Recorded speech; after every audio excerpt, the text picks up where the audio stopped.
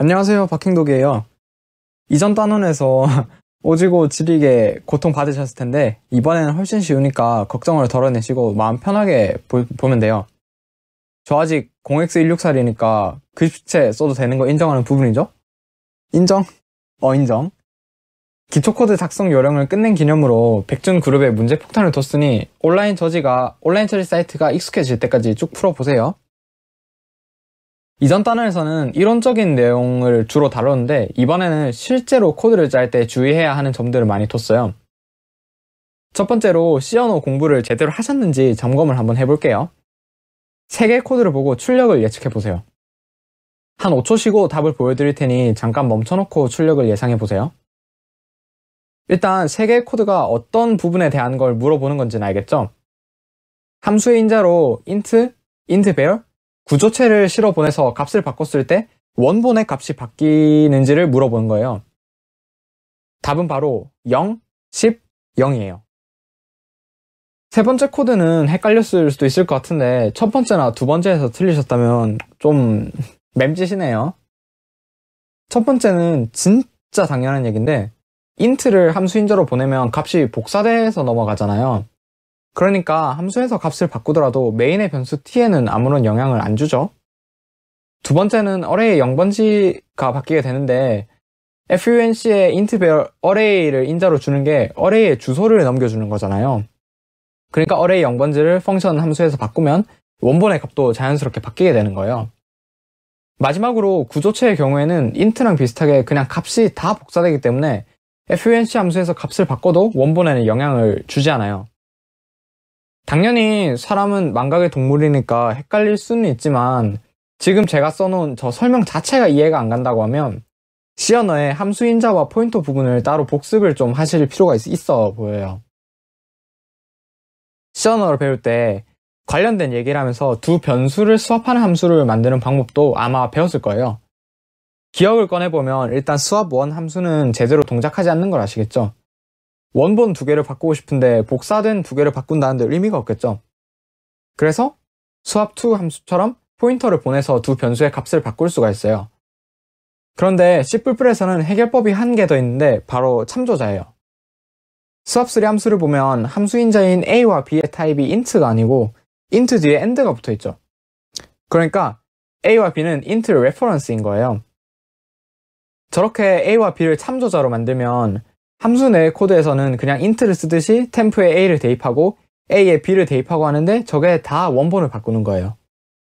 참조자는 C에서의 포인터랑 거의 비슷한 기능을 하지만 포인터에서 null 포인터에 값을 넣는다거나 타입이 다른 걸 마음대로 캐스팅한다거나 하는 문제들을 덜 할 수 있게 해주는 패러다임인 거고 지금이 C++ 시간은 아니니까 이 정도만 다루고 넘어갈게요. 그 다음으로는 STL을 좀 다뤄볼 거예요.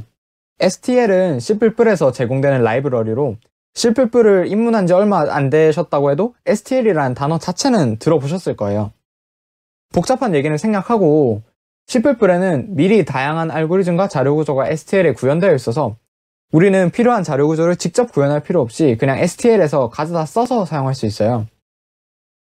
종류도 굉장히 다양한데 각 STL들은 나중에 대응되는 자료구조를 배운 후에 소개하고 일단 지금은 배열과 비슷한 기능을 수행하는 벡터 STL만 소개할게요. 원래 C++에서는 배열을 선언할 때 크기를 명시해야 하고 무조건 해당 크기 안에서만 사용을 해야 하잖아요. 그런데 벡터는 일종의 가변 배열로 크기를 마음대로 늘렸다 줄였다 할 수 있어요. 자세한 기능은 0x03강에서 알려드릴 거고 지금은 그냥 대충만 익혀볼게요. 참고로 벡터는 벡터 헤더에 선언되어 있어요. 첫 번째 줄과 같이 선언하면 타입이 int이고 0으로 초기화된 100칸짜리 가변배열 v가 선언되고 두세 번째 줄처럼 그냥 일반적인 배열을 쓰듯이 인덱스에 접근해서 값을 바꿀 수가 있어요. 자, 이제 우리가 살펴볼 건 뭐냐면 STL을 함수인자로 넘길 때 어떤 일이 생기는지 좀 알고 싶어요. 언젠가 코딩 테스트 특강을 할 때 이걸 질문하고 정답이 무엇인지 물었는데 절반 넘게 오답을 말씀하셨어요. 그러니까 굉장히 헷갈리는 부분이라는 거죠. 코드를 보시면 100칸짜리 0으로 초기화된 벡터 v를 선언하고 펑션 1을 호출해요. 펑션 1에서는 v10을 7로 바꾸죠. 그 다음에 v10을 출력하는데 과연 값이 0일까요? 아니면 7일까요? 두구두구두구. 답은 0이에요. STL도 구조차랑 비슷하게 함수 인자로 실어 보내면 복사본을 만들어서 보내기 때문에 펑션 1 함수에서 바꾼 건 원본에 영향을 주지 않아요. 그냥 STL을 생으로 함수 인자에 넣으면 복사해서 보낸다는 걸 꼭 유의하셔야 해요. 이 사실을 머릿속에 넣어두고 compare1 함수를 한번 확인해 보세요. 이 함수가 뭐하는 함수인지는 알겠죠? 두 벡터를 인자로 넘겨받아 idx번째 원소의 값을 비교한 결과를 반환하는 함수예요. 두 벡터의 크기가 n이라고 할 때 이 함수의 시간 복잡도는 얼마일까요?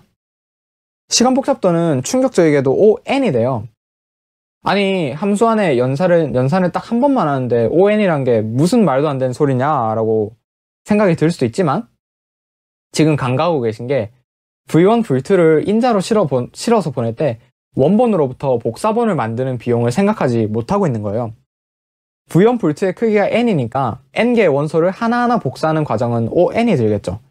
그래서 이 함수는 의도하지 않게 시간 복잡도가 ON이 돼요. 그런데 저희가 그냥 idx번째 원소의 값만 비교하고 싶은데 매번 벡터를 복사하는 건 정말 말이 안 되잖아요. 이럴 때 참조자를 이용하면 돼요. compare2를 확인해 보세요. compare2 함수에서는 v1, v2의 타입을 벡터인트의 레퍼런스로 만들었어요. 그러면 compare2가 호출될 때 복사본을 따로 만들어내지 않고 참조 대상의 주소 정보만 넘어가기 때문에 시간 복잡도는 의도한 대로 O1이 돼요. 지금 다룬 이 내용들이 헷갈려버리면 코드의 시간 복잡도를 착각해버리거나 함수에서 복사본의 값을 바꿔서 원본은 변함이 없는데 원본이 바뀐다고 잘못 생각해서 분명 답이 이상하게 나오는데 원인을 못 찾는다거나 할 수 있기 때문에 참조자와 함수인자 부분은 기억을 해주세요. 이번에는 표준 입출력에 대해 다뤄볼게요. 코딩 테스트에서 입력과 출력은 표준 입출력을 사용해요. C에서는 scanf, printf로 입력과 출력을 처리하고 C++에서는 cncout을 사용하는데 기능에 별 차이가 없어서 어느 것을 쓰셔도 상관이 없어요. 참고로 저는 cncout을 사용하긴 해요. scanf, printf에서 단 한 가지 아쉬운 점이라고 한다면 C++ 스트링을 처리할 수가 없어요. 아시다시피 C에서는 캐릭터 포인터로 문자를 다루는데 사실 캐릭터 포인터보다 C++ 스트링이 월등하게 편하거든요. 그래서 scanf, printf를 쓰면서도 C++ 스트링을 활용하고 싶으면 일단 캐릭터 포인터로 입력을 받고 스트링으로 형변환을 해서 원하는 작업을 다 끝낸 후에 C_str 메소드를 이용해 출력하면 돼요. 코드를 한번 확인해 보세요. 그리고 scanf를 쓰든 c인을 쓰든 주의해야 할 것이 하나 있는데 scanf와 cin 모두 공백을 포함한 문자를 입력받을 때 굉장히 껄끄러워요. 코드를 보시면 알겠지만 둘 다 공백 앞까지만 입력을 받거든요. 해결책으로는 세 가지 방법이 있는데 첫 번째는 scanf에서 줄바꿈이 나오기 전까지 입력을 받는다는 걸 명시하는 방식이에요. 그런데 솔직히 저건 너무 외우기가 힘들 것 같아요. 두 번째는 get 함수를 사용하는 건데 문제는 저 함수가 보안상의 이유로 C++14 이상에서는 제거되었어요. 그래서 이것도 별로예요. 세 번째는 getLine을 이용하는 건데 이게 제일 깔끔해 보여요. 대신 이건 타입이 C++ 스트링이어야 해요. 두 번째는 환경에 따라 사용하지 못할 수도 있으니 아예 제껴두고 선택지가 첫 번째나 세 번째인데 제 눈에는 getLine이 더 좋아 보이긴 하네요. 아무튼 공백이 포함된 문자를 받아야 할 때 단순히 scanf나 cin을 쓰면 안 된다는 걸 꼭 기억해 주세요. 앞서 말했듯 scanf, printf를 쓰든 cncout을 쓰든 아무 상관이 없지만 scanf, printf에서는 신경을 안 써도 되는데 cncout에서는 꼭 주의해야 할 게 있어요. scanf, printf와 다르게 cncout은 입출력으로 인한 시간 초과를 막기 위해서 ios sync with stdio 그리고 cin.tie라는 두 명령을 실행시켜야 해요. 이걸 안 해두면 입출력의 양이 많을 때 시간 초과가 날 수 있어요. 두 명령이 뭐 하는 명령인지 몰라도 상관은 없지만 그래도 알아서 나쁠 건 없으니 알려드릴게요. 기본적으로 scanf, printf 등에서 쓰는 C 스트링과 cncout 등에서 쓰는 C++ 스트림은 분리가 되어 있어요. 그런데 지금 코드처럼 printf와 cout을 번갈아 하며 사용하는 상황을 생각해보면 사용자 입장에서는 C 스트림과 C++ 스트림이 분리되어 있고 어쩌고 하는 내용이 다 알바가 아니고 그냥 11111, 2222, 33333이 차례대로 나오는 게 정상이잖아요. 이렇게 코드의 흐름과 실제 출력이 동일하기 위해서 기본적으로 프로그램에서는 C++ 스트림과 C 스트림을 동기화시키고 있어요. 그런데 내가 10불 스트림만 쓸 거면 굳이 두 스트림을 동기화하고 있을 필요가 없겠죠. 쓸데없이 시간만 잡아먹으니까요. 그렇기 때문에 10불 스트림만 쓸 거면 동기화를 끊어버려서 프로그램 수행 시간에서 이득을 챙길 수 있고, 동기화를 끊는 명령이 sync with stdio 0이에요. 엄밀히 말해 인자가 불 타입이라 sync with stdio false가 더 맞긴 한데 false보다 0이 더 짧으니 그냥 0으로 할게요. 대신 동기화를 끊었으면 절대 cout과 printf를 섞었으면 안 돼요. 섞었으면 지금 코드 출력 결과처럼 순서가 꼬이게 돼요. 참고로 비주얼 스튜디오 2017-2019에서는 sync with stdio를 그냥 무시하고 무조건 동기화를 유지하고 있어서 혹시 실습을 VS 2017-2019에서 진행한다면 오른쪽 코드도 그냥 11111, 222, 33333으로 출력이 나올 거예요. 하지만 채점 서버는 GCC이기 때문에 분명히 차이가 있어요. 두 번째 명령인 sin.tie0를 이해하려면 버퍼라는 개념을 이해해야 해요. 그런데 버퍼가 각 잡고 강의하면 거의 30분은 들여서 설명할 개념이어서 아쉽지만 좀 간략하고 두리뭉실하게 설명을 해야 할 것 같아요. 일단 저희가 화면에 아무 글자나 출력을 하는 걸 생각해보면 저희는 별 생각 없이 시아웃으로 출력을 찍지만 사실은 한 글자가 바로 화면에 보여지는 게 아니라 출력 버퍼라는 곳에 문자가 임시로 저장되었다가 버퍼가 비워지면서 화면에 보여져요. 이거 PPT 애니메이션으로 하나하나 만드느라 진짜 노가다였는데 심심하시면 한 20초 뒤로 돌려놓고 3번쯤 다시 보셔도 괜찮아요. 아무튼 출력에서 버퍼가 있는 것처럼 입력에서도 버퍼가 있어서 키보드로 받은 입력을 바로바로 넘겨주지 않고 버퍼에서 어느 정도 모았다가 줘요. 그런데 입력과 출력이 번갈아 나오고 그게 한 화면에 다 보여질 경우에는 버퍼의 존재로 인해서 순서가 꼬여버릴 수도 있어요. 지금 이 코드를 보면 3번에 걸쳐 두 수를 입력받고 합을 출력하는데 우리는 당연히 순서에 맞게 콘솔에 나타나길 원하잖아요. 그런데 예를 들어서 6번 줄에서 118이란 출력을 하라고 했을 때 바로 출력이 되지 않고 버퍼에 들어갔다가 2, 5를 입력한 후에야 출력이 되면 순서가 꼬이겠죠. 이런 현상을 막으려고 기본적으로는 sin 명령을 수행하기 전에 cout 버퍼를 비워줘요. 버퍼를 비우면 자연스럽게 2, 5 입력이 들어오기 전에 118이 출력될 거고 또 94, 542 입력이 들어오기 전에 7이 출력되어서 순서가 꼬이지 않게 돼요. 그런데 온라인 저지 사이트에서는 채점을 할 때 그냥 출력 글자만 확인을 해요. 그렇기 때문에 콘솔 창에서 입력 글자와 출력 글자 사이에 순서가 설령 꼬인다고 해도 채점에 아무런 영향을 주지 않고 두 경우 모두 다 그냥 정답 처리가 돼요. 그러면 굳이 sin 명령을 수행하기 전에 cout 버퍼를 비울 필요가 없겠죠? 그래서 sin 명령을 수행하기 전에 cout 버퍼를 비우지 않도록 하는 코드가 sin.tie nullptr인 거고 엄밀히는 타입을 지켜서 nullptr로 쓰는 게 좋지만 그냥 타이핑도 아낄 겸 0으로 쓸게요.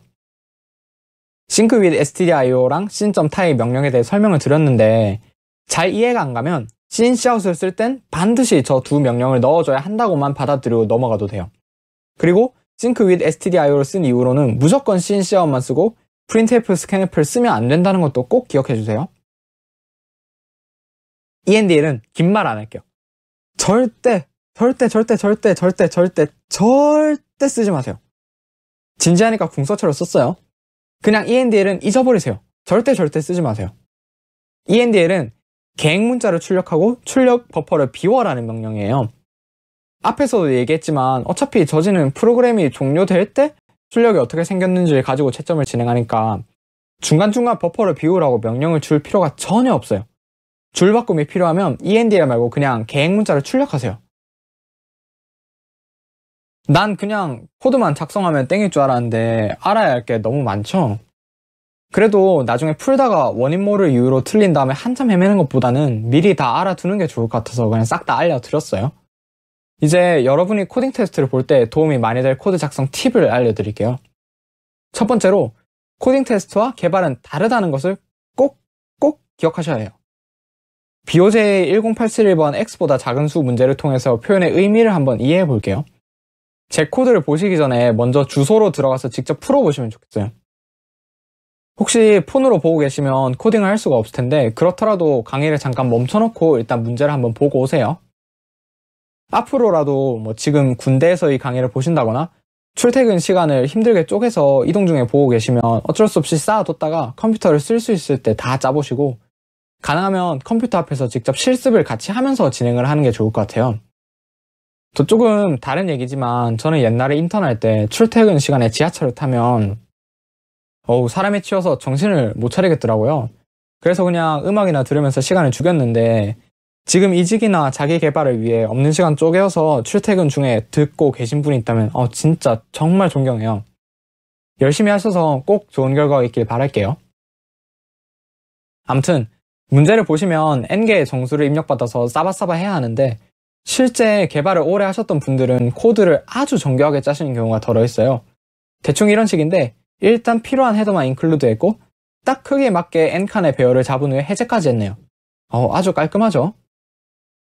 그런데 코딩 테스트에서는 내가 헷갈리지 않는 범위 내에서 어떻게든 타이핑을 아끼는 게 최고예요. 그래서 저는 이런 식으로 짤 거예요. 왼쪽 같은 코드를 선호하시는 분들이면 기겁을 하실 수도 있어요. 또 현업이었다면 코드 리뷰에서 대차게 까이겠죠? 아니, CNC어만 쓰면서 온갖 헤더를 다 인클루드 할 거야? sync with stdio는 불자료형을 인자로 봤는데 왜 0을 넣어? 왜 저녁에 다 때려박아? 배열 크기는 왜 5를 더 크게 잡았어? 등등이요. 그런데 코딩 테스트의 목표는 남이 알아볼 수 있는 클린 코드를 작성하는 게 아니에요. 어떻게든 제한 시간 내에 정답을 받아야 해요. 그렇기 때문에 코드를 거의 책에 예제로 실어도 될 정도로 깔끔하게 만들기 위해 노력하기보다는 좀 더럽더라도 내가 빠르게 짤 수 있는 방식으로 빠르게 구현하는 게 훨씬 더 중요해요. 그리고 사실 문제 상황을 보면 배열 자체가 필요 없기 때문에 저는 더 줄여서 이런 식으로 짤 거예요. 그리고 이건 굉장히 구체적인 팁인데요. 출력 맨 마지막에 공백 혹은 줄바꿈이 추가로 있어도 상관이 없어요. 당장 앞에 문제도 엄밀하게 말하면 답이 1, 4, 2, 3일 때 3 다음에 공백 1개가 추가로 출력됐잖아요. 그래도 아무 문제 없이 정답 처리가 되었어요. 공백이랑 비슷하게 줄바꿈 또한 출력 맨 마지막에 추가로 있어도 정답 처리가 돼요. 그래서 이 부분을 별도로 예외 처리를 할 필요가 없어요. 또 구현을 끝냈는데 예제 때 답이 올바르게 나오지 않을 때 코드에 어디가 잘못된지 알고 싶어서 디버거를 이용하는 경우가 간혹 있는데, 사실 코딩 테스트의 코드는 끽해야 100줄 전후 길이일 거예요. 그럴 때 디버거를 켜면 뭔가 꼬이고 늪에 빠져쓰는 것과 같은 느낌을 받을 때가 있어서 차라리 중간 변수를 보고 싶으면 cout이나 printf로 출력을 찍어서 확인하고, 디버거는 굳이 사용을 안 하는 것을 권장해요. 그런데 이건 권장일 뿐이고 아무리 생각해도 디버거를 쓰는 게 낫다 싶으면 쓰셔도 상관은 없어요. 오늘 강의는 좀 순한 맛이었네요. 지금까지 한 게 롤로 따지면 이제 막 튜토리얼을 끝내고 인게임에서 도란링과 포션 2개를 산 상황이에요. 갈 길이 까마득하게 멀지만 그래도 조금씩 하다 보면 분명 발전이 있을 거니까 당장 지금부터 백준 그룹 내의 문제를 계속 풀어보세요. 풀다가 잘 모르는 게 있으면 검색하셔서 풀이를 적극적으로 찾아보세요. 적어도 알고리즘 공부에서만큼은 어떻게 푸는 건지 잘 모르겠다고 할 때 풀이를 찾아보는 게 나쁘다고 생각하지 않아요. 한 30분 정도 고민했는데도 전혀 실마리가 잡히지 않으면 네이버나 구글 같은 곳에 문제 번호로 검색해서 다른 사람의 코드를 보고 배워가시면 돼요. 그럼 안녕!